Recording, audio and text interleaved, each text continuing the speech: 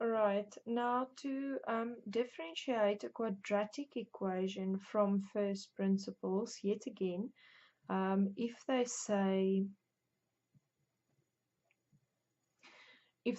from first principles you must use this formula, it is on your formula sheet, where you use the limit as h goes to 0 of f in the place x plus h minus fx over h. Right, and you'll see this works very similar to the linear, except from it's just a little bit longer. It's not really anything else, but it's just a little bit longer. So I'm going to start again on the side and just find f in the place x plus h first. So my f function, and now every x must get x plus h, not just the first one. Please be careful with this. I have x squared plus 3x minus 6 as my function. Notice that both the x values is replaced with x plus h. And now I'm just going to simplify this a little bit. So this becomes, I'm just going to write this bracket twice in my mind and multiply it out. X times x is x squared, xh plus xh is 2xh, and h times h is h squared. I trust that you know how to multiply out a quadratic bracket. And then I'm going to multiply in this 3, so it's 3x plus 3h, and then I've got minus 6. And now I actually don't have, as far as I can see quickly, any like terms. So this is just my, I don't need those brackets anymore. This is just my fx plus h. And then from this x plus h, I'm going to subtract my original function. The reason I'm doing it is it's because what stands in my formula, right? So I have x squared, and this is, you see, is a bit longer than the linear one, but it's not really more difficult, it's just longer, to be honest. So this is my f in the place x plus h, and from that I'm going to subtract x squared plus 3x minus 6, which is the function in the place x, the original function, right? And I put brackets around that as I subtract it because I must multiply in this bracket. If you don't put the brackets, you're going to make mistakes, right? So please, just when you subtract the function, put brackets around the function and then multiply in the bracket, so that you get this. Right, then x squared minus x squared is going to fall away. 3x minus 3x is going to fall away, and minus 6 plus 6 is going to fall away because those are all 0. So now this is just these three terms, which is 2xh plus h squared plus 3h. Right, and this I can now substitute into my numerator, giving me, because this is now that, right? I've simplified to this. Then I don't have to do, the reason why I do this on the side is because then I don't have to do all of this on top of h and then write all of this small and on top of h. I do it on the side, then I just have less to put on the bracket there, on the fraction there. Right, and now since there's a h underneath, which is my problem area because I can't make it 0, and there's h's in all of the terms there, I'm just going to factorize that h out so that I can cancel it. So I'm going to take that h out as a common factor.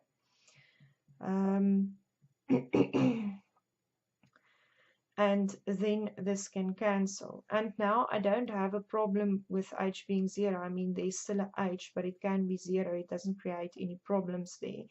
So now I can just substitute the h to be 0. And the moment I substitute the h, I'm not writing the limit anymore. So I have 2x plus h, which is 0, plus 3, which is simply then 2x plus 3. And if you know your rules of differentiation, you can actually quickly check 2x and 3 is my answer. That's what it's supposed to be. Right. So let's quickly look at another one, maybe a little bit more challenging, still quadratic, but I'm going to try and work with fractions. Let's work with fractions. So I have x squared over 2 minus a third x plus 1 over 5. Okay, so let's do this. This should be fun. Right. So yet again, I'm just going to substitute f in the place x plus h. So my function is x squared over 2 minus a third x. My x, I'm going to just make a bracket, minus a third x plus 1 over 5. Okay, and my x, I'm going to just substitute in the place of the x plus h, multiply that out to be x squared plus 2hx plus h squared all over 2 minus a third x minus a third h plus 1 over 5. And I'm actually just going to separate these terms by dividing them all by 2. So I'm going to have a half x squared, or x squared over 2, plus this is just then hx, and this will be h squared over 2, or a half h squared, like that, minus a third x minus a third h. And you see this is not extremely difficult, it's just long. Then I'm going to complete my denominator by subtracting the fx. And you can actually also do this straight from the beginning, but then from the beginning you have a completely long thing. And now I just simplify this first and then add the last bit. But that's entirely a choice thing. It's not the dead set ultimate only way to do it. That's the beauty of mathematics. There's always more than one way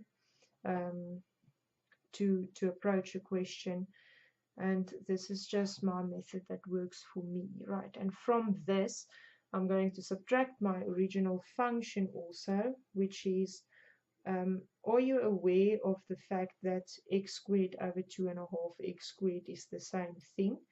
If you're not, just be aware of that. It is the same thing, right?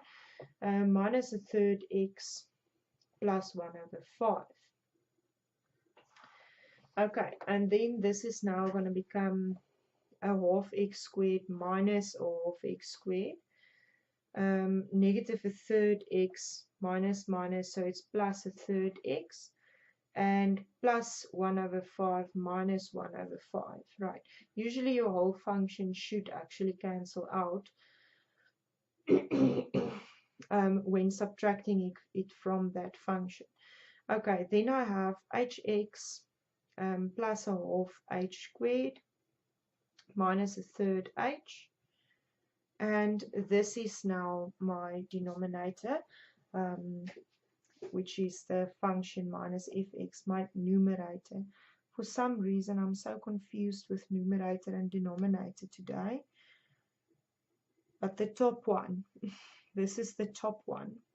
Okay, so I'm just going to write the function again, because this just makes my work clearer, that there is this and I've worked it out, and that's what I'm substituting in here.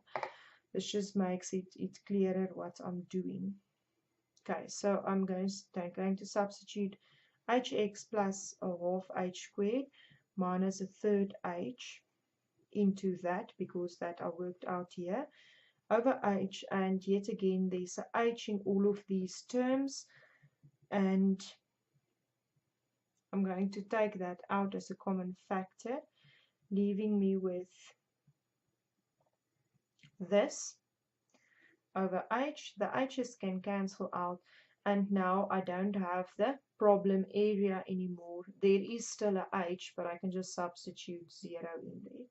Right, so I'm just going to take that top one, x plus a half h, which is now 0, minus a third